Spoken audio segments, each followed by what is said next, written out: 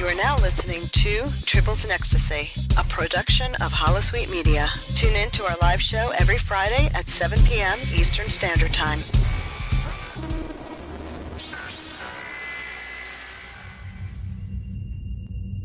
This is Admiral James T. Kirk of Federation Starship Enterprise. Your presence here is an act of war. You have 2 minutes to surrender your crew and your vessel, or we will destroy you.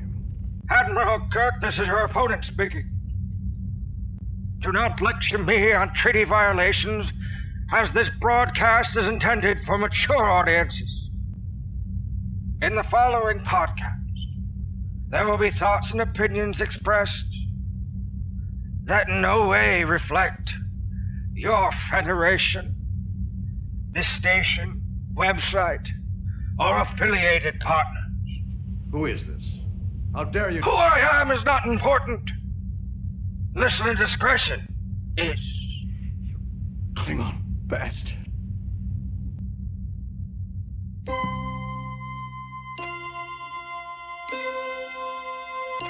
Space, the final frontier.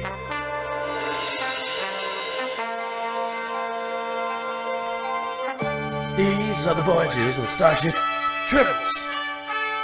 Her ongoing mission to explore strange new worlds, to seek out new content and new stuff, to follow the girl where no podcast has gone before. Another night of Tribbles and Ecstasy. Hey, hey, hey, hey! Hey, hey, hey, hey! Hello and welcome to episode 170 of Tribbles and Ecstasy. I'm your host Midnight Shadow, and with me today we have Skipper. Hello, everyone. We have Woody. G'day, everyone. And we have Sunseal. Meow, meow. Gary, shut up. I'm doing a show. just have to calm down the caracal. And for people who don't get that, that's a TOS reference. Even my limited watching of TOS has actually got that one. I've seen that episode. No, I haven't seen many of them. I'll find time to do that at some point. Anyway, Star Trek Online. This weekend, for those people listening live and who listen to it early, there's a 20% off sales. 20% off sales. 20% off services. So, character slots, bank slots, bridge officer slots, lots of slots. Wait. Spank slots? I think I want a couple of those. I'm thinking I might get a few more. Off. I think I might get a few more character slots. Oh, God. Well, I don't have that many. No, if they could only devise a way of intertrading dilithium between different characters. Because I would come to you for my dilithium. Why actually, not? You can actually transfer dilithium between characters. Well, no, between characters on an account and between two different accounts. I mean between two different accounts. Oh, you mean between two different accounts? Okay. No, unfortunately you can't. But yeah, for those people who are with us at the moment, why not make use of those? So if you want to get more duty officer slots as well, that's all included. So that will run until June 8th at 10 o'clock Pacific. I would get stuff, but, all of my Zen is still technically dilithium because the market's still outrageous. I've used up all my Zen. I don't get my stipend for another 2 weeks. It's like, don't! So, yeah. I won't be able to get anything extra there. I'll get mine tomorrow. Just in time then. Are you going to get anything from the sale at all? I don't need anything from the sale. I wouldn't hurt, but Don't have them. I just want to hang on to the Zen for a little while yet, so... Got Just in other case they things on come my out with a mind just in ship. case it's... Yeah, that's it. Especially a fleet commander battle cruiser. Hint, hint. I don't know. The way things are going, just the way things are being mentioned, I think everything's going to be all time travel-y. So I think a time travel lockbox is coming out next. I'll wait and see. But yeah, I'm just patiently waiting, still flying around in my 231-year-old rust bucket, and just waiting for that fleet command battleship to come out. I'll give that a try.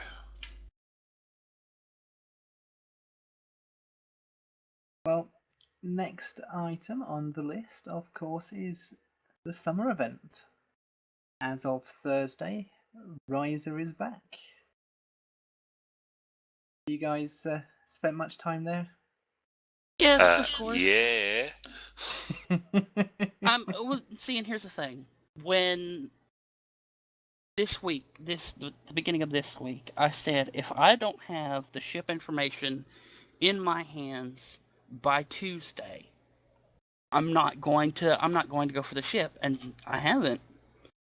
And even though the specs came out on Wednesday, I refuse to fall into that cycle of instant hype of let's go and get it now, because it's going to do nothing but upset me to no end. One, I don't want this ship. I'm never going to have a character that uses this ship.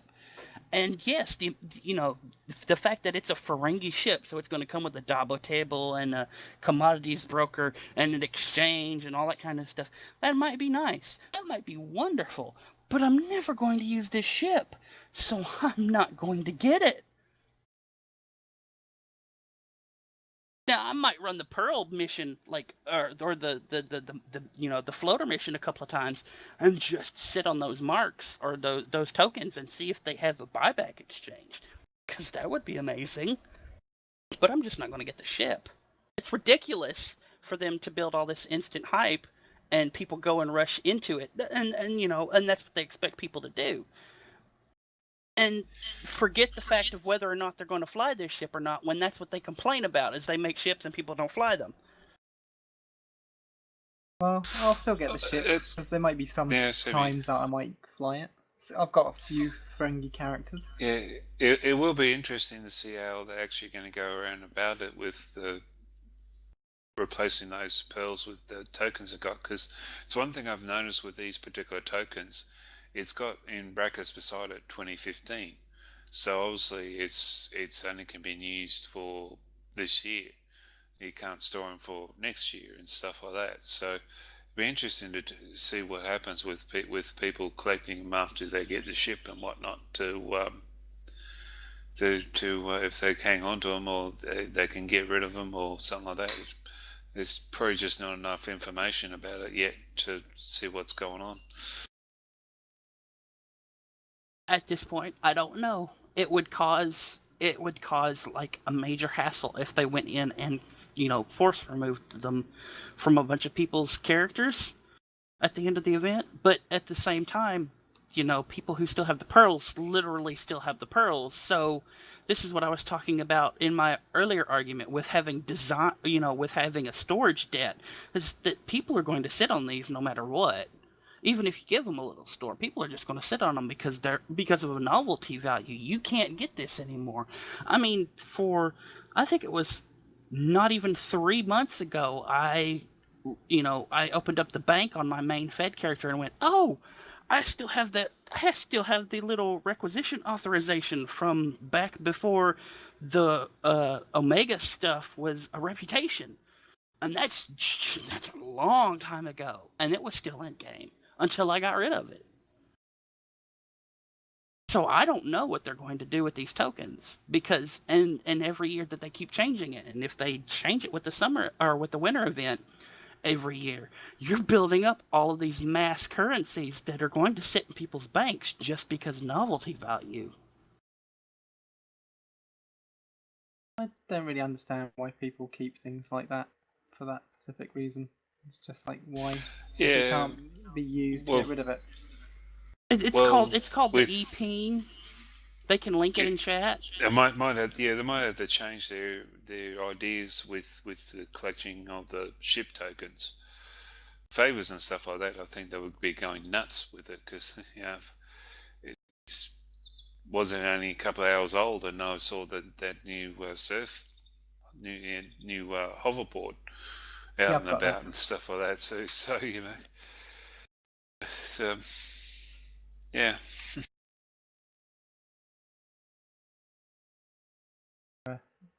But yeah, for those who are in live stream at the moment, on our Twitch channel, I'm hovering over the new ship.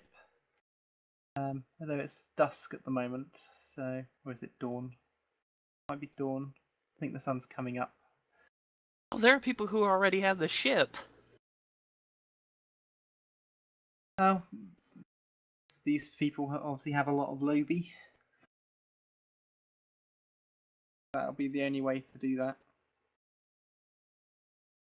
Yeah. Yeah, well, it's And see, quite a lot that's of the people open lockboxes left, right, and centre and just pile up with Lobby and can't seem to find anything to do with it until the summer or winter event comes along.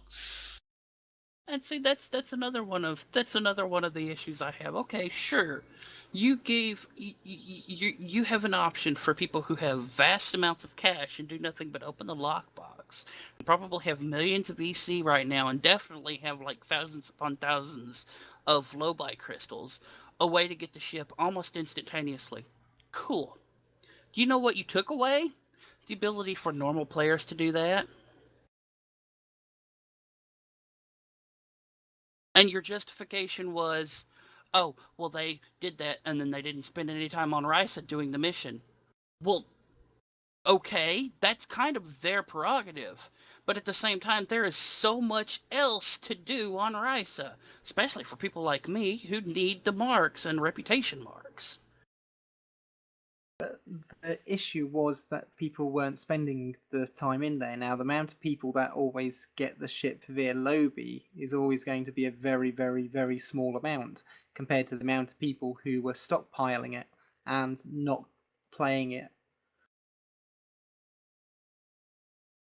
Now, But yes, the for a fact lot still of people, remains that they took away the option for a person who was savvy and wanted to do it versus a person who's just willing to spend thousands of dollars and do it.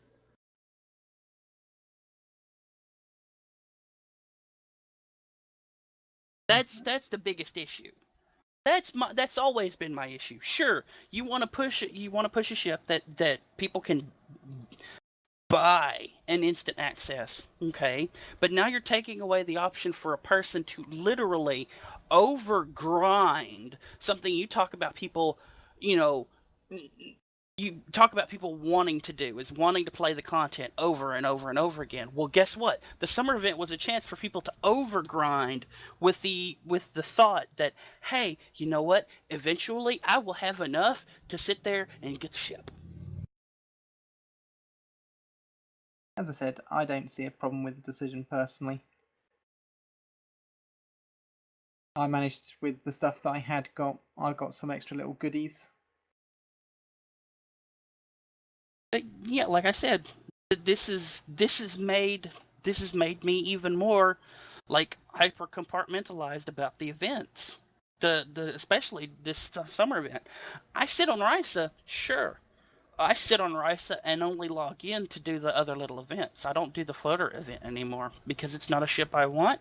It's not a ship I'm going to use. And sure, the amenities are nice, but what's that compared to me not being able to use the ship because I don't need the ship? Well, you can always earn the ship, and then I'm not. You can- No.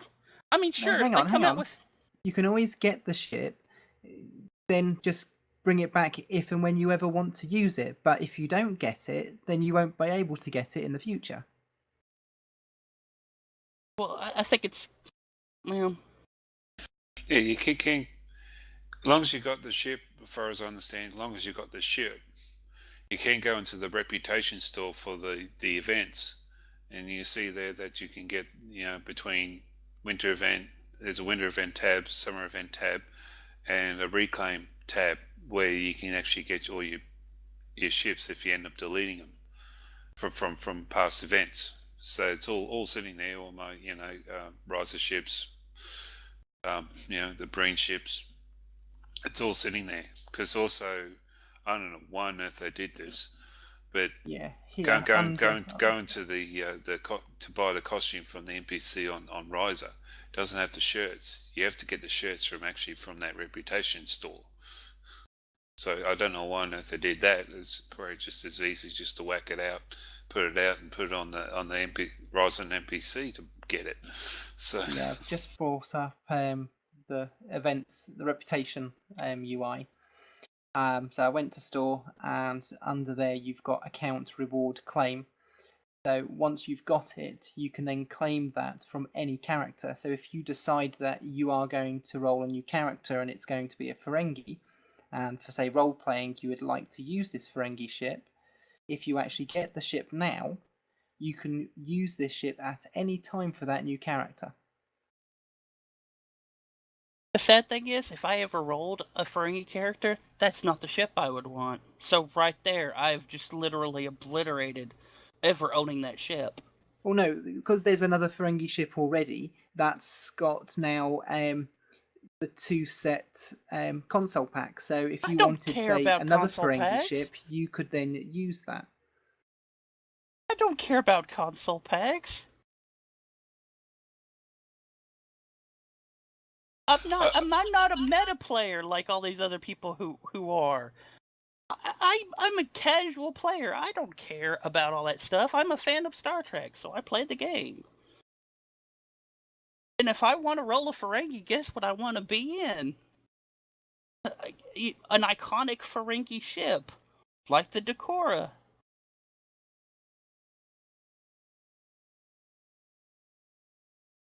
I mean, I'm saying the people who out there who want to get all this new stuff, that's great. That's fine. But when you bring into this argument of roleplay and all this other stuff and meta, I'm not a person who's like that.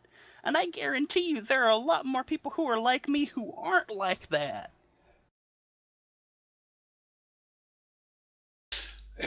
Part of the better understanding is, I've always said this about the Foundry. There's only one Alimac 30. There's only one Drogon. There's only one P.F. Dennis. There's only one Woody Valley.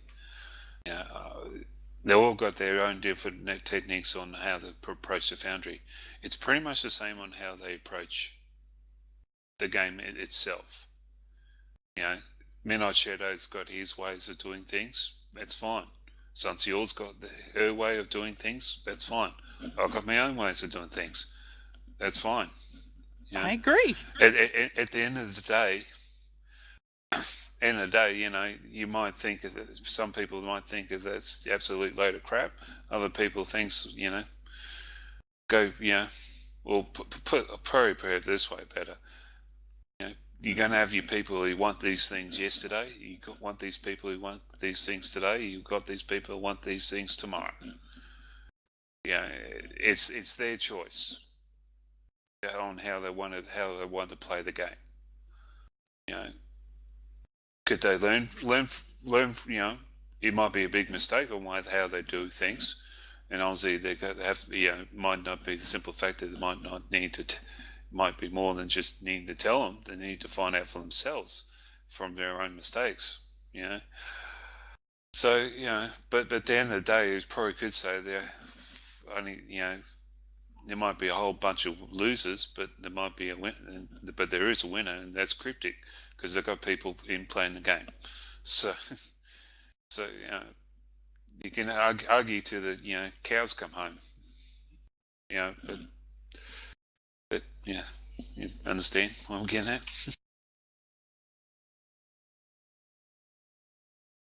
Although, like we started, I do own the pet kitty because it was there and I could buy it.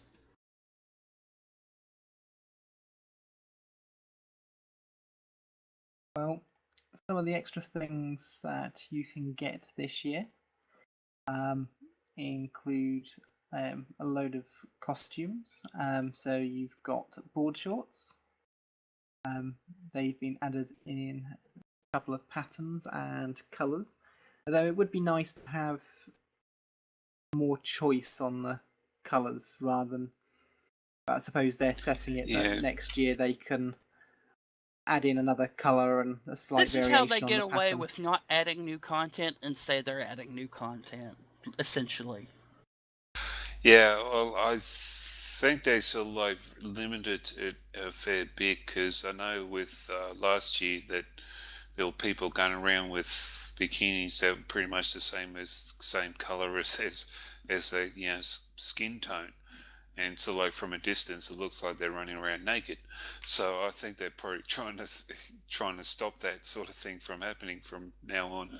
So that's my guess on why they limited the colors on these new clothing. Possibly, but then they can limit what colours are available. They could always knock out the common skin tones. Who knows? See, and here's the thing.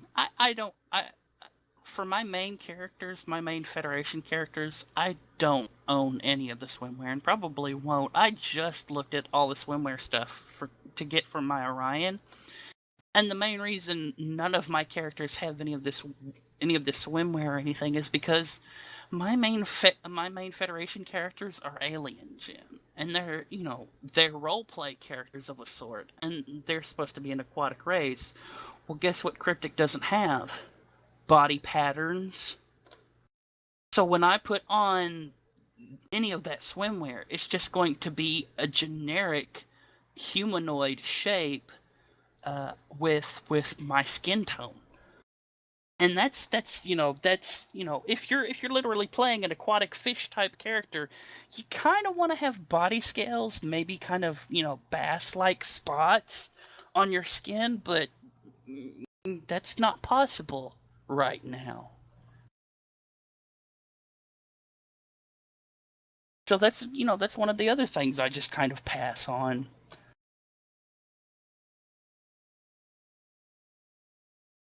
Well, one of the things that I've got that they've added is some new power boards, including the new mini power board. So is that only Klingon unlock? Because it's really not. It doesn't really say if it's Klingon only or not. No, it's Klingon style. It's universal. Okay. As you can see on Twitch, that I've actually got the board here.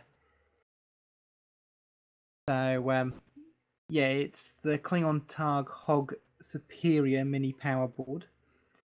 So yeah, it's much shorter. Here's your hoverboard, little girl. No thanks, I got a pit bull. That's Back to the Future. Back to the Future reference. That's literally what that hoverboard is.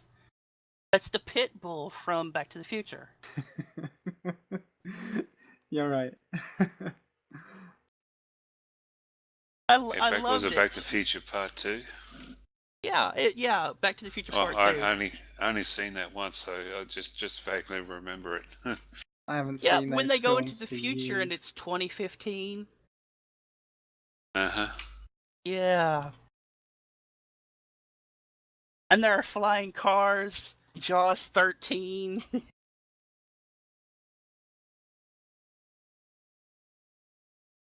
Fun all about that. But yeah, we talked about briefly some of the outfits. So they've got now some basically Hawaiian shirts. So I decided to, because I haven't really been one for the swimwear myself either, but I have decided to get an actual Hawaiian sort of shirt and some shorts to go with it.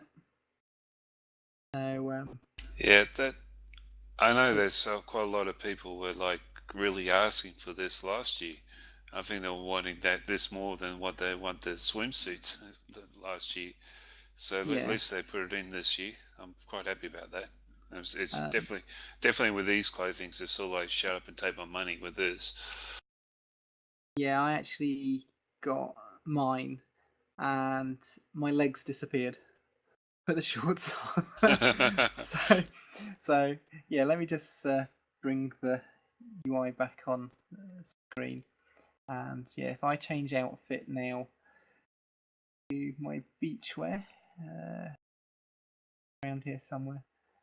Do you have your club wear? Did you know you could use your club wear on Risa? I've got Yeah, I clubwear, got but told I've about never it. actually put it on. There You we can go. actually wear your club wear on Risa. I found that out Right, there we go. yesterday. It should appear on Twitch now. Well, for us, it'll be in a moment. But for people on live stream who are just listening, then you should now see it. You can see my feet, but I have no legs. Oh, don't worry. We've got the issue where the Klingons, or Klingon side characters, are not getting the jetpacks on their back when they fly around again. So Well, seems- it also happens if you're wearing the club wear too, because I noticed that Yeah. on my Romulan. it also happens with Thedsu wearing those flower belts and flower ankle bracelets and headgear and all that. So well, I know that from the first time we had the Riser event 2 years ago, that you couldn't get the jetpack, and they never fixed it until about halfway through the second time we had Riser. It seems like they only just did the quick fix, and code branching made it break again. So hopefully this time around they can sit down with it and fix it a bit more better this time around.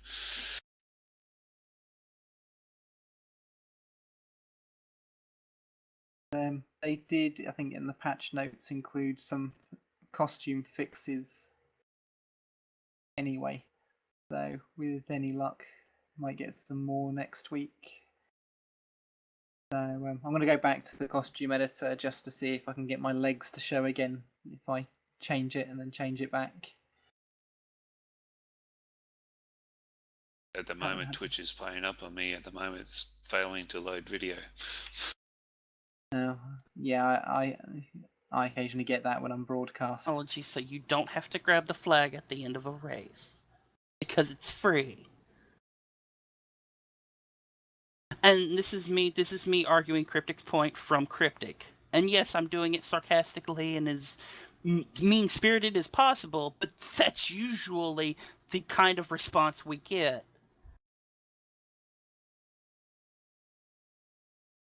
Yeah, just it's so annoying the amount of times being close to first, second, or third, and we just don't get it because someone's quicker with the F key basically, and he's just miss out. Now I've got, especially if you sort of like got second and it gives you enough to get an item or something like that, but you miss out because someone beat you to it. yeah, it's just very frustrating, and it's just I wish they'd do it. The thing is, if they got the technology right, they could use it for so many other things as well. True. Like the Winter Epo tag race. You know? Yeah. The one well, where you smack into one of those walls at just the right angle while wearing the ice boots, and you literally go up and over the wall, but you get disqualified because you're literally too high off the track. Yeah. Yeah, well, I'm pretty sure we're not the only podcast that's going to be complaining about it, so surely they should realise that maybe we should have had some time to have a look at this and fix it up properly in some way or another. They're not. Right now, the main thing that they're going to be concerned about is making sure people look pretty. And 2, working on whatever content they have coming up. Well, the board race doesn't really concern me terribly much because I've got the board I want. I'm not real keen on getting the hog. And I've got so many tags that it's not funny. The thing is at the moment, a lot of the stuff that they do to detect whether you're in an area is actually a circle. I think what they need to do is to just add something which is more of a square or a rectangle, which detects and activates within certain people, I think the main issue would be is timing for it. It needs to make sure it activates and then does certain things for the next person at a very quick rate.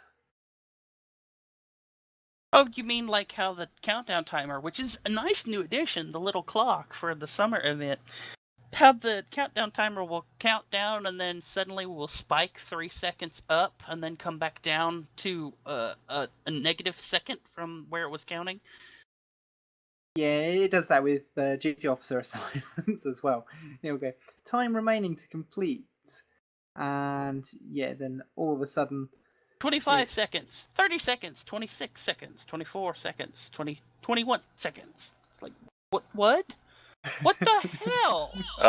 When you do the I find it was the same with doing the tour of the galaxy. The timer doesn't seem to count down. It's sort of like you go off, hit a marker, it'll show like 20 seconds, quickly run off to do something else, come back to trigger it again, and it'll show up as being like 12 seconds instead of just doing a normal countdown.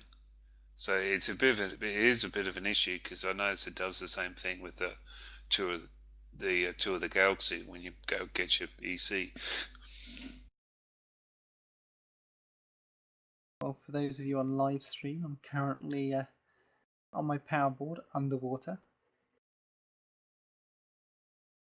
Did you do was that a bug, or did you do that?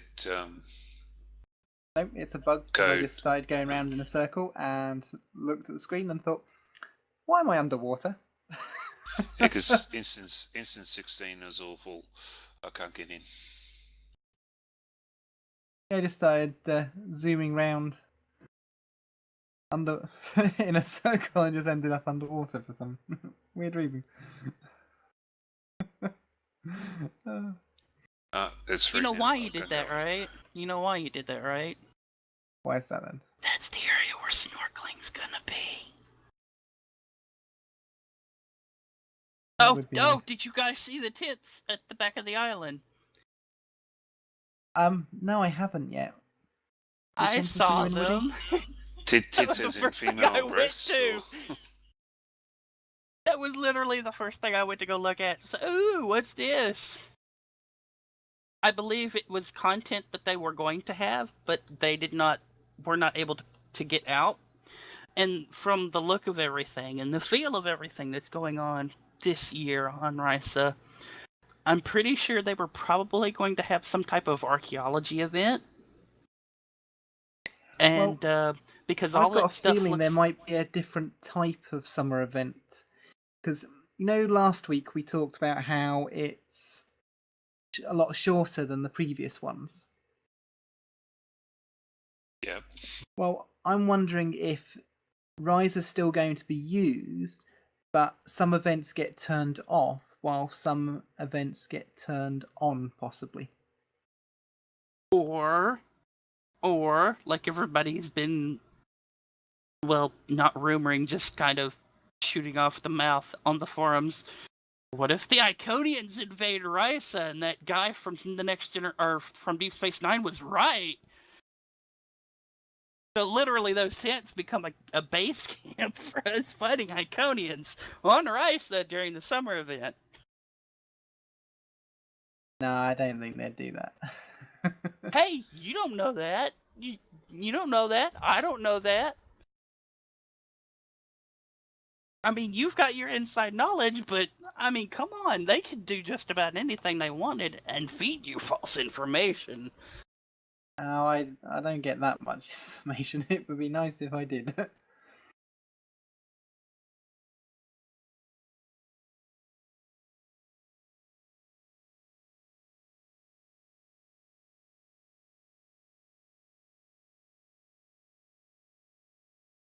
I am stuck underwater. There's no fishies. Nope. That requires design death. They have to animate the fish. Yep, I've got my floater on and I'm underwater.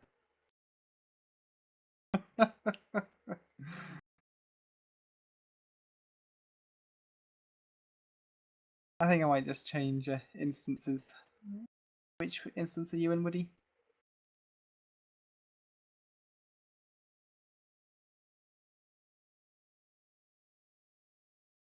You still there, Woody? I think you went AFK for just Okay. a moment. So, but yeah, I shall get myself out Risa, from underwater. everybody! Hooray! Ooh. Now, I'm still working on getting. I'm still working on getting 1,000, but it's gonna take a while. I need to get 1,000 on a bunch of my characters because engineer, arcane fabricator. I've got that, though I haven't used it. Bastard! And see, this is what I talk about. I'm a casual player. You people are the people who are insane who like just run thousands and thousands and thousands of these favors for Oh next no, year. I just It's got like, the stuff off the exchange. It's like, wait, you can buy the kit module off the exchange? No, I just bought the favors off the exchange. Again, Yeah, you are these people that's who a are common- crazy, who have thousands and thousands of EC and just buy whatever you want. It's like, Magic. I feel rich if I have 20 million EC. Well, I've only Well, got 6 million. You're richer than me if you got 20 million EC. I only got 2.6 at the moment. I don't have 20 On this million at the character. moment. That's my point. I feel rich if I literally have 20 million EC and I suddenly want to spend it all because a bunch of stuff instantly becomes available to me. I've got 5.75 million. That's because you spent most of it on favors. What are they at? 50,000 a pop right now? I'm trying to think. I think they're about 6,000 each. So yeah, it's about 6 million You probably- for 1,000. Probably you'll find that it's actually probably find that the price will drop on the favors because it's one thing I really noticed this year is they've been a little bit more generous with the amount of favors you get from running these things now. Well, Yeah, you crap! get an extra boost at the end of the mission now. That's how I used to make money at the end of the, end of the summer festival. Was selling the favors at 40 and 50,000 apiece. Woody, which instance are you in? 16 with you. Oh, you are in 16 now. Yeah. Managed to find a hole and quickly grabbed it. So where are you? Underwater. Wait. I'm not gonna go there. Move on. I just want to point out, Woody, you said you found a hole and you grabbed it. Take that as what you will. Yeah, rightio. Put your Yeah, mind okay. out of the gutter now, alright? Yeah, I'm Look, if stuck it wasn't underwater. for the gutter, my mind would be homeless. Whereabouts underwater? Out the front. Unfortunately, Define I can't front. move up. Define front. The front of the main building. The resort, the hotel.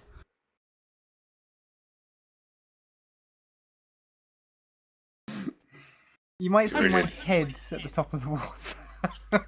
Yeah, I really think I they were supposed still to... can't find you. You sure you're in 16? Yeah. Oh, I can jump now. You might see my head jumping out. I'm pretty much right out of the front of the dance stall and I can't find you. If you go out on your board, you'll probably see a head just popping out of the water. Oh no, I somehow moved. Yeah, I'm in between. If you go towards the ship, I'm right out onto the edge of the water. Somehow, when I got stuck, I must have. I don't know. This is all getting cut out in the edit, isn't it? Oh, I'm underwater now too.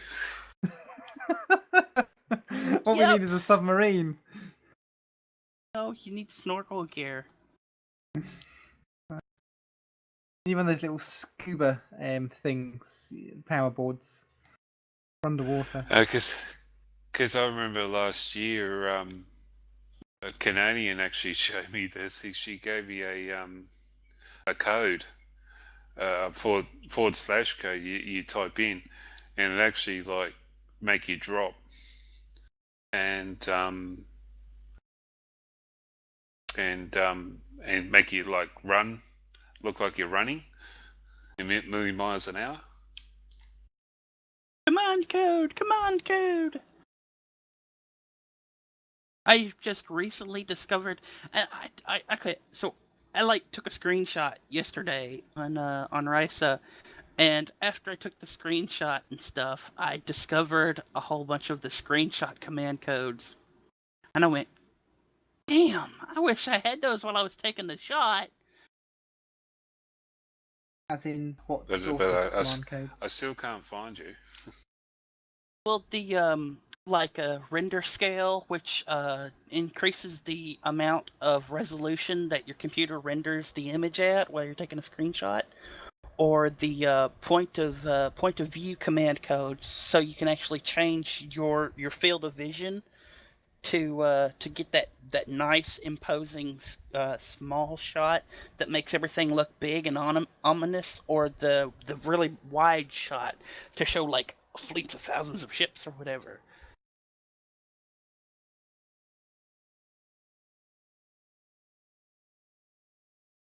But yeah, it's like, that would have been nice to have while I was taking the screenshot of my caracal and stuff.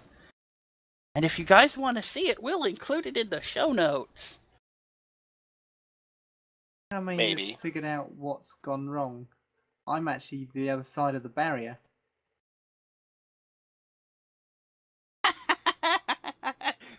Midnight and Woody have crossed the great galactic Rycian barrier.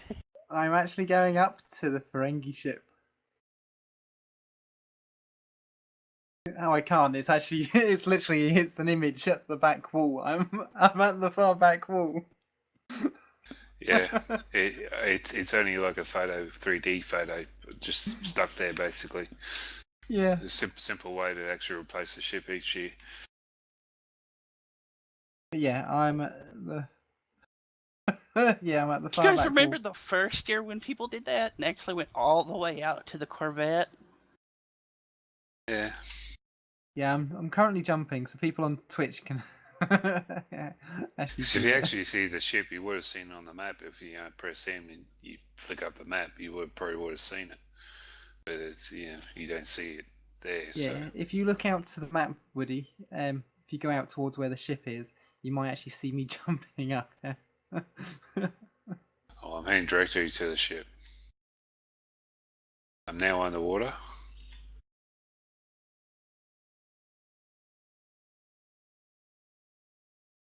I'm hit the back wall. And I still can't find you. You sure you're in instance 16? Yep. Oh, there you are. I found you now.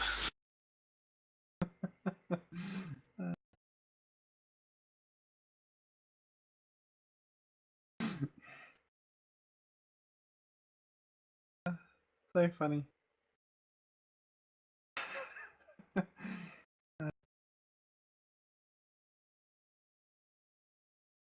Only thing is, if I go to replicate this again, you know we're not going to be able to. I see what you mean by missing your shins. Got your feet but no shins. No knees either. I know. He's not a Galamite, he's a Gallimimus. Simple things, please. Wonder what happens if I jump off the board. Oh, I'm underwater. I know. Actually, by the looks of it, I'm not even touching the ground. But yeah, if you can put your backpack on as well, you just sort of hover there. Oh, fun.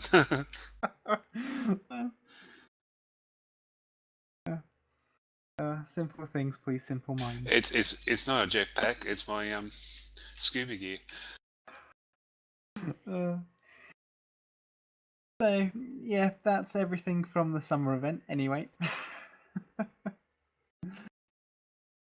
No, like I said, I really think the red tents were supposed to be like an archaeology event, like a small little digging event for finding stuff, because those tents are have little shelves and stuff, and everything on it is it's like a mix mash of random little trinkets and everything, and all of it looks like it's ancient archaeology stuff that's been dug up, or containers for stuff to be carted off to labs and museums. Well, I just wonder if they've just added that as something new to add, which people can use for role playing and things like that, Well, rather than something for an actual event. well, the reason I say that is because kind of if anybody remembers, the first time we saw Risa is kind of a whole Ferengi, Picard, archaeology, dead people things kind of episode. That might just be why they've added it. So it might not be, as I said, it might not be for an actual event. Maybe it's itself. foreshadowing. They actually got Patrick Stewart somewhere. Maybe, but you'd think they'd probably do more with him than just Riser. Well, But not you never really. know. We've got Not really. I mean, considering the lore, he's retired to the little farm in France to make wine. So I mean, like, if we ever saw him anything, it would probably only be Risa. I mean, I don't think they would pull him back into service. Well, no, but he might be some sort of ambassador in something. They've got the whole Delta Quadrant. I think they might be wanting to explore more, so he might be called in to help deal with something like that to help combat the Iconians. Who knows? So. Well, if there's one thing Picard loves to do, it's talk. He does. Every episode, it's 15 minutes before they fire the first shot, because they have to debate every little aspect of all the little weapons. But yeah, if you haven't tried out Riser yet and you'd like to know more about the ships and the goodies you can get, all the links will be in our show notes. Now, we had another roleplay blog, which was Tales of War number 7. And it's... At first, reading the dialogue, I thought it was Tom Paris. Honestly thought it was Tom Paris. I really did. It's like, more. It's got to have more. It's like, what are you trying to do? Are you trying to add extra fins to the Mercury now? Yeah, it's just like, more, more, make it speed bigger. boosters on it? Are you trying to put speed boosters on it? What? I mean, come on, Tom. You literally created this little ship, and it's yours. It's your baby. And now you want to add more to it? Oh, it's the Klingon. Okay. Oh, what is it? It's a torpedo? Okay. But no, I did like this one. It was very sort of light-hearted, but it's but yeah, it's just like very reminiscent of the it's very reminiscent of the anniversary event from 2 years ago, where we were playing around with the bio, whatever it was, torpedo on the flagship. Neutral. Yeah, the biomolecular torpedo, that's what it was. Yeah, Yeah. because they had taken that torpedo out of the Romulan arc at that time and replaced it with the disruptive torpedo. But yeah, it was just funny. It's just like, you guys worry too much about redundancies. Don't need that. Just do that here, here, and here. We'll just test it in battle, and we'll just fire a half dozen at them. If they go boom, it's good. If they not, don't we're go screwed. boom, we would have been dead anyway.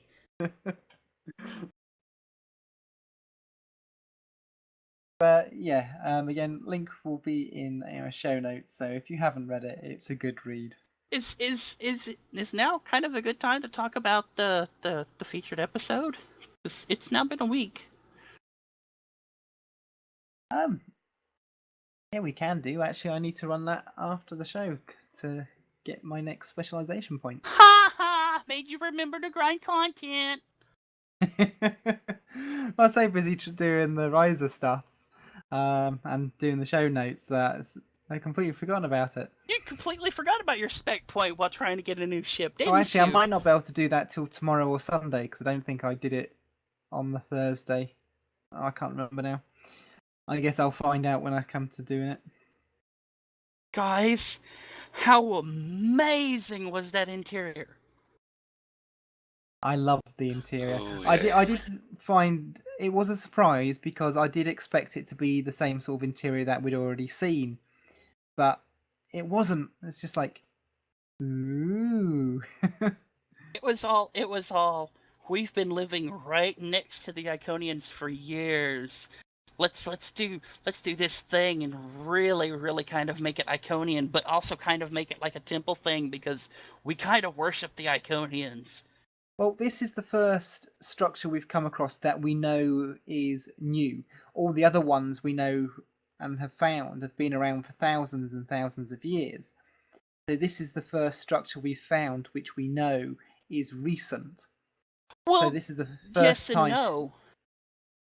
We have the two spheres in our galaxy. Yes, those are indeed ancient, but the Herald sphere, Q, that sphere is actually completely different from the other spheres.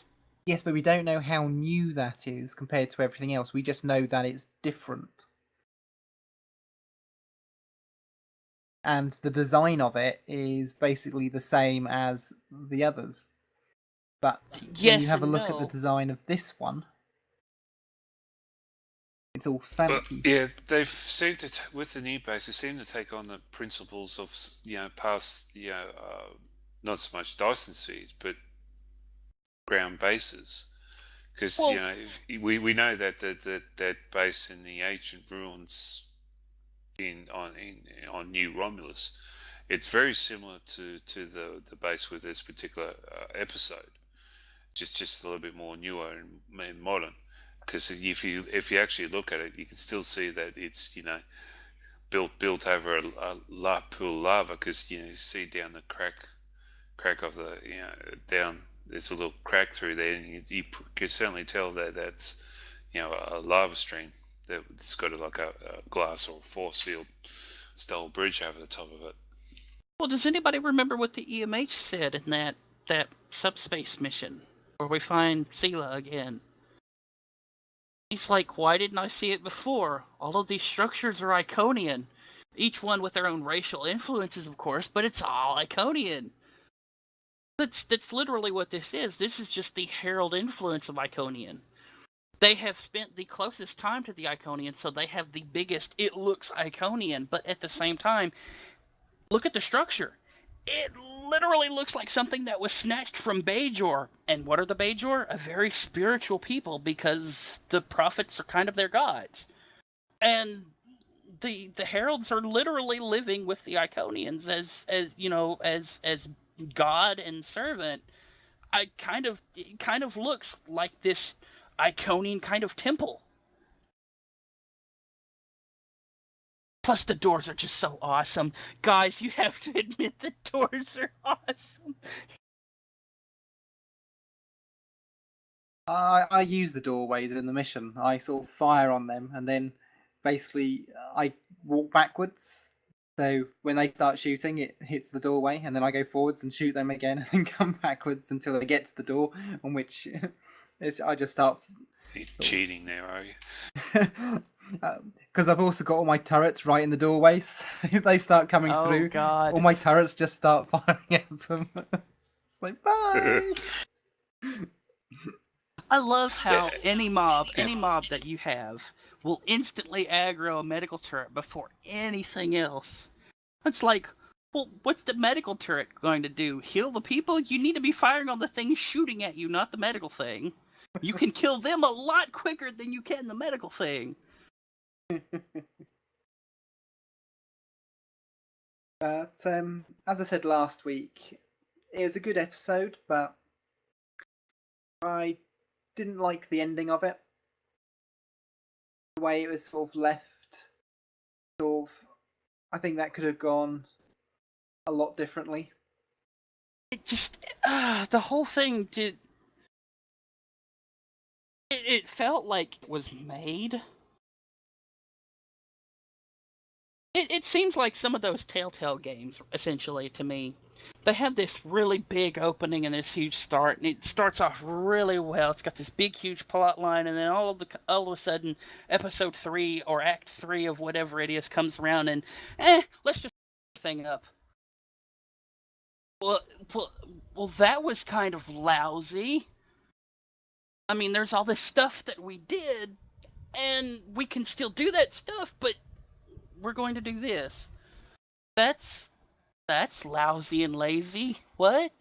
How was that an ending? I mean, that's how I feel. I mean, when we do the, I read the conversation, and I probably need to go back and read it again, but I don't remember them ever mentioning the fact that we could blow up 2 of the generators, or us having blown up the 2 generators that we actually put, the bombs on. And it's like, you do realize we could essentially cripple their Omega production. We may not be able to destroy it, but we can severely cripple it. Yeah, I was actually wondering, did it actually get exploded? Because it seemed to really indicate that we had success there with destroying, the Omega power stations and whatever it is that were gone down to a knockoff. But the only thing that really was significant out of it was sort of like, you can hurt these Oconian species. Cut their arms off. Well, and see, that's another thing. I've heard a lot of the people who, I don't know, they say that they're Klingon players, and they stand by this staunch defense of Klingon everything, and they go, Klingons would never just retreat out of something like this. And it's like, you guys, you kind of missed the point of who these people are. They're Klingons, but they're the kind of Klingons that do stuff in the shadows. Yeah, they're the ones that do something, whether it's honorable or not. They're going to retreat if things get dicey. Yeah, it said at the very beginning, whether something's honourable or not, they do what needs to be done. But then they don't. You've got Kalis that goes in and just screws it all up. It's not that. It has nothing to do with Kalis screwing it up. I mean, and that's another thing. Literally, I talk about being this God-elected prophet and not being a God-elected prophet, and literally, the guy at the start when we beam in goes, yeah, but I'm not the leader of House Peg, and it's like, who is it? Kalis? Kalis! Ah! I literally just started screaming at myself, are you serious? To tell the truth, when it first beamed in, I thought it was Worf. Because I know Worf has the same sort of costume. My son thought exactly the same thing. He goes, why did Worf have to die? It's just like, he hasn't, that was Kalis. He's wearing the same things that Worf does. It's just like, yes. But it wasn't Worf. That's the thing, though. I mean, I don't know if anybody's really read into this, but in many ways, Worf and Kalis are kind of have the same personality archetype. Worf is a very honorable figure. I mean, even when it's been against the Klingon Empire, and so is Kalis. Well, the thing is, technically, it wasn't even Kalis. It's the clone of Kalis. Well, true, but of that version of Kalis, he was a lot more like Worf than a lot of people care to admit. Yeah. I mean, even he knew his voice wouldn't go too far, just because he was a clone.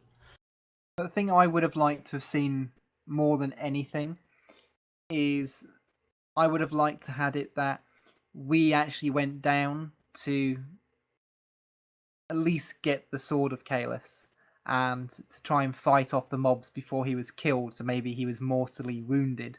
But then there was nothing else that could be done if he had to die for the other featured episodes that will be coming out. I would have much rather we fight some of the mobs and then even the Arconian to actually just disappear through one of his portals.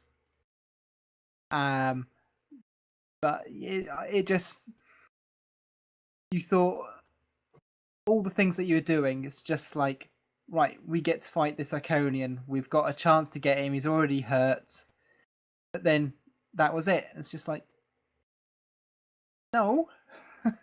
Well, see, at the same time, I kind of understand that. And as stupid as I think it is, I understand it because we see it so many times in Trek where, something happens and a whole bunch of people die, like a whole bunch of the red shirts just suddenly die, so they're dead. And everybody kind of just gets beamed away at the end, except for the people who are dead. They still kind of just lay there with their phaser rifles and everything, and that always seemed so stupid to me that when things get dicey and all that kind of stuff, yeah, sure, you're going to beam out the people who are alive, but you're going to leave behind technology and people for the enemy to study? That's just stupid. Well, the thing is, we don't know whether they get beamed away afterwards. A lot of the time on screen we never saw it, and again, it could have been beamed up with us because we never actually see it. But for Klingons, once you're dead as a Klingon, they just consider that as a dead carcass. Wasn't there a final shot though? Wasn't there a final shot from after we beam away of the sword of Kalis just laying there? I can't remember. Because if it is, Kalis got killed, very unhonorably because he got stabbed in the back. And he disappears. The sword of Kalis just drops on the ground. So it's pretty much a trophy for the Oconian to hang up on the wall. It was a Cadet, or whatever she calls herself. If I'm going to be honest here, if I can't remember because I haven't played it in a week, but if the sword of Kalis is still laying there on the ground, if I was that Iconian, I'd probably want to pick it up and find out what it's made of and why it was able to cut me. Well, when I'm a god. Well, they believe they're a god, not they are a god. But the Iconian was extremely weakened by the radiation. I understand the plot story. Don't get me wrong. Don't mistake my being in character for being ignorant of what happened. I understand what happened, but even so, as an Iconian, I would want to know what that is made of, and if I can create a defense for it if something like that should ever happen again. You see what I'm saying?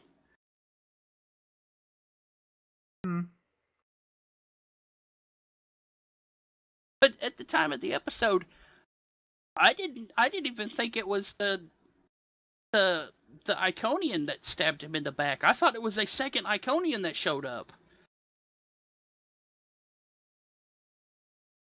At least until it showed that it was the Iconian, and it's like, wait, what? I literally thought it was another Iconian that showed up. No, I did think it was the same one because you see the sort of mist coming around him, which is the portal. But it was just the fact on the animation that basically it disintegrates him rather than him just falling to the ground after he's basically been stabbed. Well, did they not kind of do that in the whole we have to go save Kronos mission? I mean, did she not kind of just explode, vaporize the entire Klingon Council?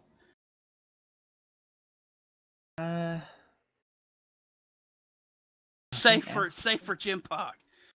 They just kind of get lifted up and. That's the point, yeah. Gonna have to play that one again now. So literally, why did she have to? She or he? Why did they have to stab him first?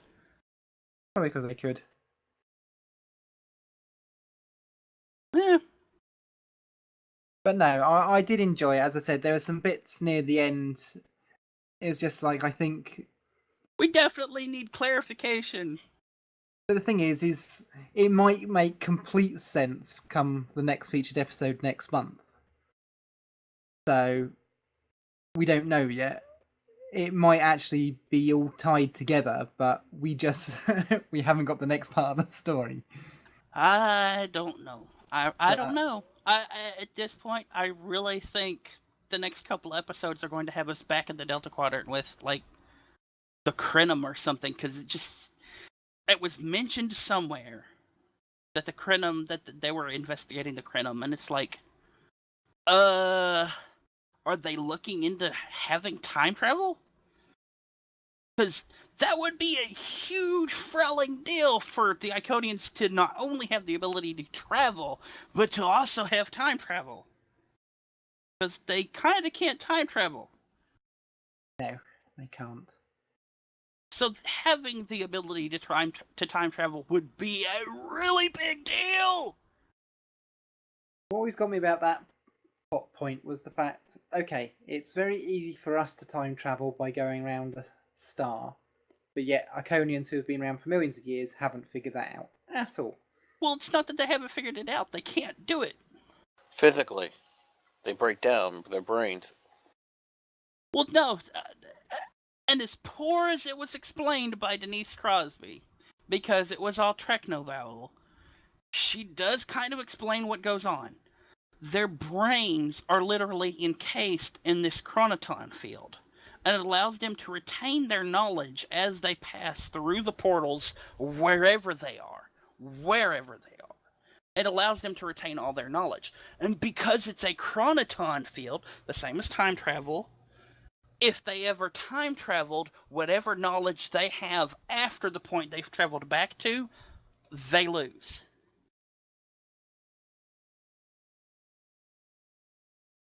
So if they went back, if the Iconians went back to the founding of the Federation, they would literally have no information on the entire galaxy after the point that they go back to the founding of the Federation.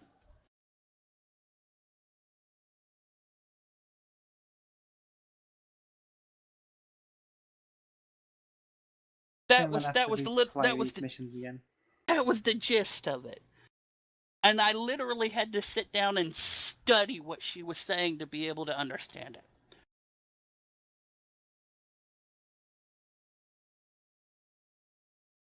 I think I'm definitely going to have to replay these missions again. What's the matter, Midnight? Did you not learn enough on those 32 alts you made as a Delta recruit? Are they not all that level yet? They're not all that level because you haven't played them. It takes time. Time? But it's so easy to get from level 1 to level 60, Midnight! That was me being sarcastic, by the way. I hadn't noticed. Yeah, I think. Look, I've gotten to this thing where I realize I have to prefix everything because I never know when somebody's upset. It's really, really a shame. Yeah, you should know that I don't get upset with things like that. I'm a really likable person. Just make bad jokes and then make people feel bad. So I guess maybe I'm not such a good person after all. But no, my Delta Recruit, the main one that I've been properly leveling up, it's completed all the way up to the Breen level. and has got all the 40 Delta objectives complete, and is level 56, and it's still got all the other missions still to complete. So yeah, again, to 60 is not going to be an issue. Well, you're level 56, yeah? Yeah. If you go and run the Kobali ground stuff, like all of it, all in one shot, it's probably going to take you anywhere between 2 and 3 hours to do. But you can do it all in one shot, and this includes like the little side missions that are dailies, and you can probably get a level and a half or 2 levels out of it, especially with your 5% boost. Yeah, I never did.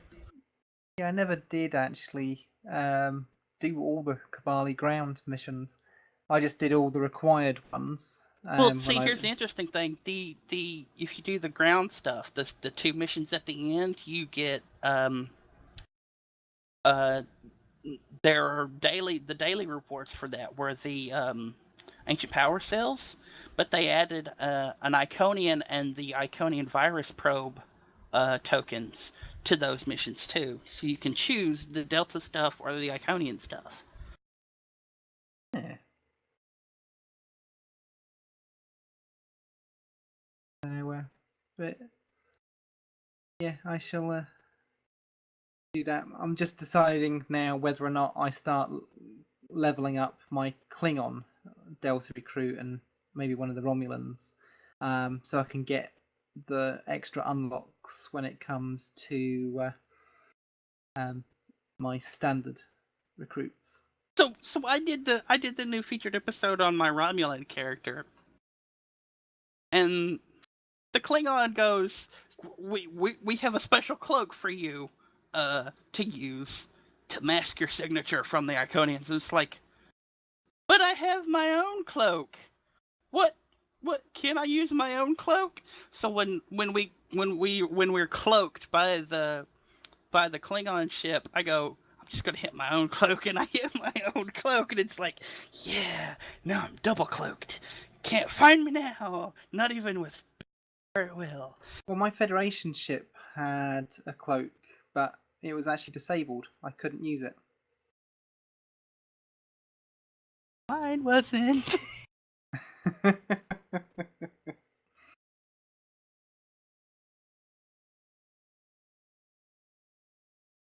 No, it was a good mission. I did enjoy it, as I said. Just parts of the end storyline niggled at me, and it would have been good if it was different. And the controversy over having the two lesbian Klingons. Guys, if that pissed you off, you never watched the Next Generation or DS9 or any of the Next Generation movies, because that was literally the fanboy wet dream of every fan who liked Lursa and B'Etor. So screw you. What got me is the fact that it was never specified that they were actually sexual mates.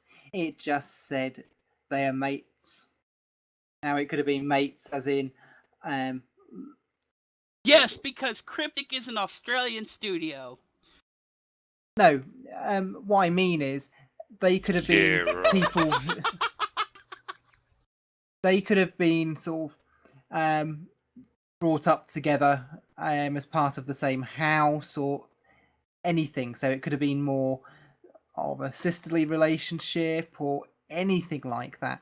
It was so general and worded in such a way that you could, honestly, most people actually missed it. Didn't think anything of it. It was only because the forums got stupid and went on sort of this stupid rant about what it meant, and it's just like, seriously? And what made it worse was how people then got against each other on both sides of the LGBT community, and it's just like, seriously? Why? So you mean to tell me that the lesbians were okay about it, but the male gay people were upset about it because it was 2 lesbians, not 2 gays, not 2 guys? No. People were basically bitching at each other, and it's just like there was no need. At all. This is what makes me think that we're not going to have a Star Trek future. It's just like for people who like Star Trek and like what it's supposed to represent, and yet they go and do that. Just like no. There's just It's no always need been for it. it's always been hinted at before without ever being expressed. And now that it's expressed, everybody's suddenly up in arms. If you have a problem, go argue and go rant at Whoopi Goldberg, who said when two people love each other, they get into a committed relationship. Or every Federation character who, when faced with a sexual moral quandary, says we have moved past that, unless you're Deltan. Because apparently the Deltans still think we're prudes. How the forums This was got, stupid. Come on, it was just stupid. It was, people in the forums, they let themselves down, and yeah, it was very disappointing to sort of see all that crap coming up. So we didn't exactly have any like right wing movement going blah, blah, blah, blah about it, do we? Oh, Well, you'd got you do. people going at it from sort of religious angles, and just it just wasn't nice, and it wasn't Trek. Sort of Star Trek's supposed to represent us being past all this stuff and being inclusive and look supportive. at the hive yeah. of scum and villainy that's the forums. Kind of makes me think we're this is Star Wars, not Star Trek. Yeah. Yeah, I am a Christian, born again Christian, but I believe the marriage should be between husband and wife, because for me personally, everything's like been made. God made everything male and female. If you go outside, look at a tree, there's always seems to be a male and female part. Look at the flower. The flowers, they have a male part and a female part. Even today, if I look at a plug in the wall to run power from, to run my kettle or toaster, and stuff like it's male and female. Right, But not everywhere in nature. Oh, let me finish. No. Don't interrupt me. Let me finish. So I believe that's I'm not going to be mucking around with what God has made, but I also know that Jesus said in the Bible, don't judge, or else you will be judged. So I do find it wrong, but I don't judge people over it. At the end of the day, it's their choice. And they're probably just got to realize too that they made their choice. They got to live with the choices they made. What's that? Kim Kardashian's stepdad. Well, I can't remember his name. Done and stuff like that. It's his choice. Now he's going to have to live with it now. So if he feels like he did the right thing, well, good for him. The world will still spin around. So but I'm not going to be judgmental about it. That's the choice they made with how they did the story. Even if it's not exactly going overboard with it. It's just one's being protective to the other and whatnot. But I didn't have any. I'm not going to be fussing over it. So. I've always come at this from the standpoint that people who talk about homosexuality or anything like that from the standpoint of, well, it's wrong because nature does this, that, and the other, don't understand that in nature, homosexuality does exist between other species, not as what we may think of it as a loving and understanding relationship between two people who have the reasoning ability to understand that love, but as a base instinct for population control. And I know that seems like a weird place to put sexuality, but it's kind of where sexuality goes in the first place. If sexuality is the means of procreation, then homosexuality would be, in fact, a form of nature being population controlling itself. And that's the way I've always seen it. So is it wrong? It may be for some people who have a different morality than I do, but is it unnatural? I don't think so.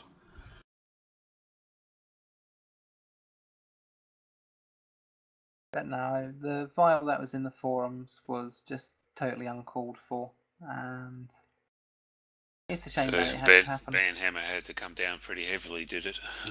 Yes. Oh god! And then there was the stuff last night too. Oh boy. Yeah, it Last keeps night. going on. People keep bringing things up, and it's just like, Oh yeah, no. There are probably some people who are going to unfollow us now because either Woody's stance or my stance. So hey, if our one opinion on something has shunned you from the podcast, goodbye. We're sorry you don't like Star Trek. Oh, don't worry, I'm bound to have some right-wing fanatic that's got his constitutional right to hold a high-powered rifle in one hand and a Bible in another. that's So the thing. I'm bound to Everybody have has a sort of different like view. one of those people come after me. Thing But is, you know, I myself, I'm an atheist. I don't believe in a god or any religion. Sort of, to me, they're literally just very old stories that have been passed on, and people believe in far too much. And yeah, people, when they start quoting sort of religion as reasons to sort of spit out vile like that, just like, sorry, if you do believe in your religion, it does not tell you to go and behave like that for a start. exactly. You know, I don't like I said. Christ said, don't judge, or else you're going to be judged. You know, and I've seen this. You know, especially coming out of the United States, this big right wing fanatic damnation type thing happening, and I was thinking, okay, well, where does it say that in the Bible? You know, it didn't say that in the Bible. You know, quite honestly, for me, is be part of the world, but not live, or pursue words, live in the world, but don't be part of the world. I know it's not exactly saying that right, but probably the Christians are not exactly go be big right wing fanatics. Probably understand it a bit. As a person who lives, I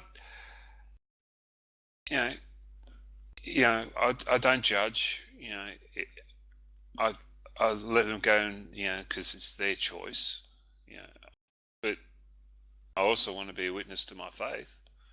And would you prefer me to be, what I say there, that, or do you want me to say, you evil sinner, you damnation, you shall be sent to hell with the big fires of rain of God will reign over you? Do you want me to act like that, or do you want me to act like what I've just been saying? As a person who lives in the United States, I find it absolutely hilarious that the right wing white Christian movement people are actually doing all this, because it's literally step for step everything quote unquote we are fighting against in the Middle East, and I find it absolutely hilarious at the just outright hypocrisy of what's going on. Yeah, exactly. I was thinking, there's quite a lot of times I've read reports and heard things and stuff like that, and I was thinking, How are you any difference to what the Islamic State is acting? Pretty much. But yeah, this is wow. This was one hell of a scrub midnight. You might have to snip this. Oh no. Don't do anything like that with this show. So we're going to have all of the talk about floaters and being underwater. Going to be in the show too. If people want to see us in game do this, then they can join us live. Hey, the more the merrier if you can be there. Exactly. So what's our last piece of Star Trek Online news? Well, it's basically just the release notes. So part of the release notes was that, well, the summer event is live. So they've also added, as we sort of had a look at earlier, the new account reward chain that's been added to the event reputation store. They've done a load of sort of bug fixes to resolve some crashes with maps for Zarya, Kabali Prime, and the Dyson Sphere Battleground. People who had problems with their specialization point for leveling up from the House of Peg last week, that bug has been fixed, and they'll be applying a fix shortly to give people their lost point. So yeah, that's been done. So they've also sorted the summer events calendar and the in-game calendar to end on July 16th. You're about to say something, son? Well, there are two things in this. They said that they updated the gravity well animation so that the well collapses in on itself before it dies. I haven't seen that yet. And I have a couple of ships that have gravity wells, so maybe I'm just not been paying attention, or maybe there's too much going on screen for me to be able to see it occur. So maybe that's a thing. But another one of these things is in the ship update. It says a bunch of the ships were actually having +5 aux power instead of +5 engine power, and included in this list is the science warbird, the Hanam, which is the science variant of the level 50 warbird. And I'm wondering if that's supposed to be +5 engine power, because most science ships have the +5 to aux.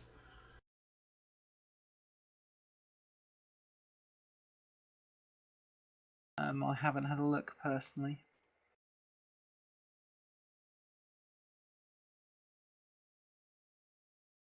But yeah, they've also got a whole heap of other things that have been added into the notes. It was actually quite a big one. I think it's about 4 gig in size.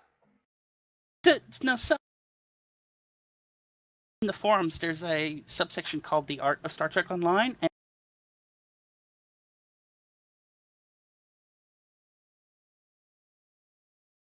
patterns for like the Klingon and the Romulan ships, like really weird and strange colors variants, and a lot of people are saying that access is actually not available at the moment for the Federation characters because of some type of bug.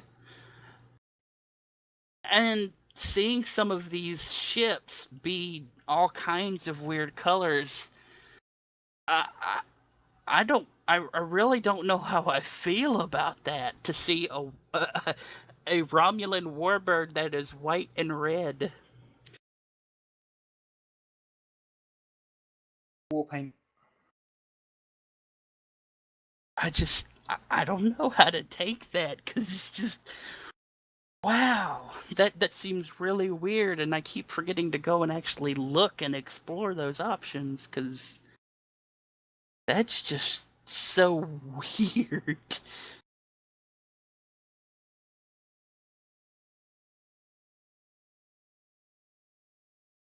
That's yeah, links are in our show notes as always, so if you'd like to have a better look on all the things that have been updated. So there's also been a Foundry update as well, to do with being able to publish a project that included the latest ESD map. So if you are having problems with that, hopefully you can now publish your mission.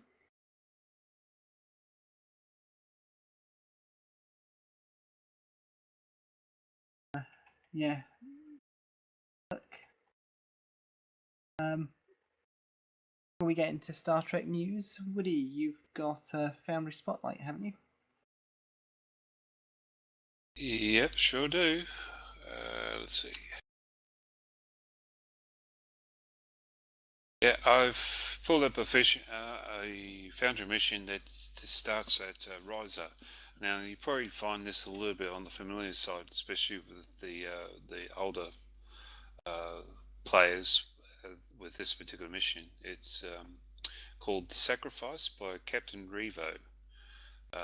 Now, this is a mission that was based on a Foundry competition that former community manager Brainflex a while back did, where he set up a competition where he gives you Foundry authors certain details, and you have to, or certain things, and you have to make a mission based on these certain things mentioned in the Foundry, or a certain place. So I think that was actually the first competition he did, where he actually had to do a sort of like a detective who did it scene on Riser, and he had to use the word to install in the Foundry in the dialogue,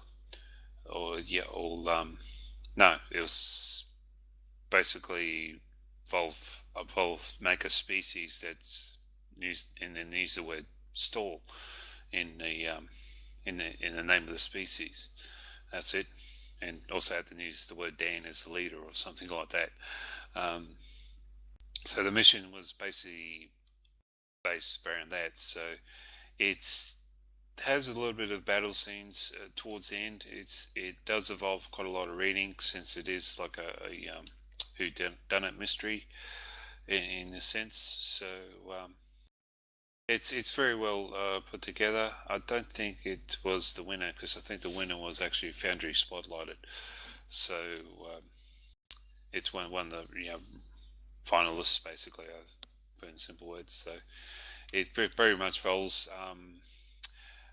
just a basic outline. They have a group of diplomats come together on Riser to discuss these particular species that have nearly getting wiped out because of the Borg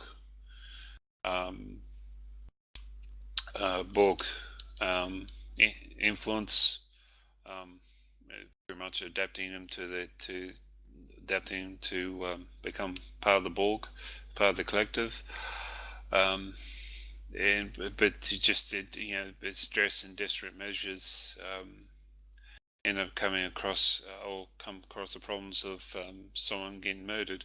So it's like the basic outline of the story of it all. So it is quite a good mission, even though it's quite a bit of reading involved with it.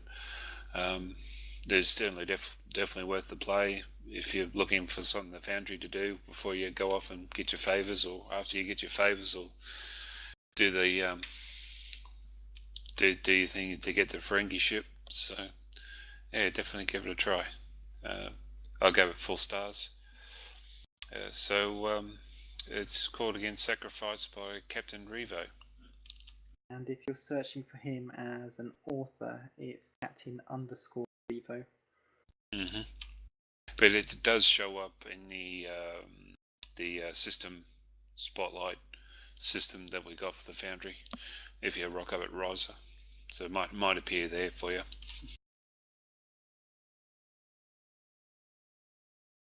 Now on to some Star Trek news. Some of you may have heard already, but unfortunately, Michelle Nichols has suffered a mild stroke. She's having some tests done at the moment to find out how severe it was. So she's had a couple of tests. I think they're currently waiting for. We say mild. Her second update says she had a minor stroke due to an MRI scan. So yeah, there's been a couple of little updates loading on me. So she's had both a CAT scan and an MRI. So the CAT scan came back negative, and yeah, they were waiting results of the MRI, which was the first update. The second update says the MRI showed that Nichelle Nichols had a minor stroke, not a mild stroke. She will start therapy this morning to evaluate how much damage was done and try to determine if her chances for a full are for a full or partial recovery. Yeah, no, the mild stroke was actually taken from the original official statement. So that's what. So after the results had come in, they'd obviously classed it as a minor after that. But yeah, it was the original post had said mild, which is where I'd taken that from. But yeah, the update 2 from Michelle's official Facebook page does say that it's now classed as a minor stroke. So she's obviously got some problems, but they're going to find out with some tests in the morning to find out what her chances are of either a full or partial recovery. So they're going to be testing a hand at writing. They're going to test her legs to see if she can stand and walk on her own. But they have said that she's remained alert and cheerful, and they've been filling her in on all the love and support that's been coming in from around the scene around the world. So they've actually said keep the notes coming because Michelle is reading them all. So yeah, I wish her a speedy recovery, and hopefully she can make a full recovery. Say that you probably have to reduce the amount of conventions and stuff like that she's probably doing, so probably won't see her for about 6 months. Wait, what? No, not STLV. Well, it depends. We don't know what the advice is. She may have to cut back, but we don't know if and what she will cut back if she has to.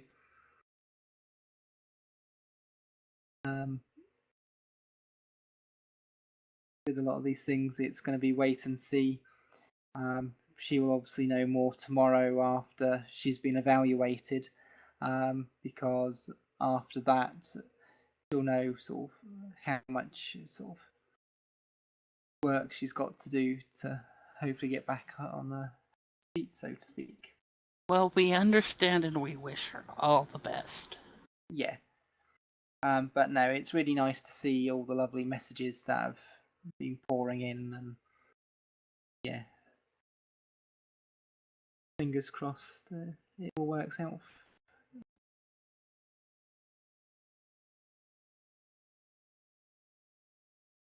On to some Kickstarter news. As you know from last week, there was a Kickstarter for Star Trek Captain Pike. Unfortunately, that was unsuccessful. Why did it have to die? Sorry. Yeah, it's unfortunate that it was unsuccessful, but they have actually said they will be back within 30 days with a new Indiegogo campaign. And here's been just going back and forth about which things is better, so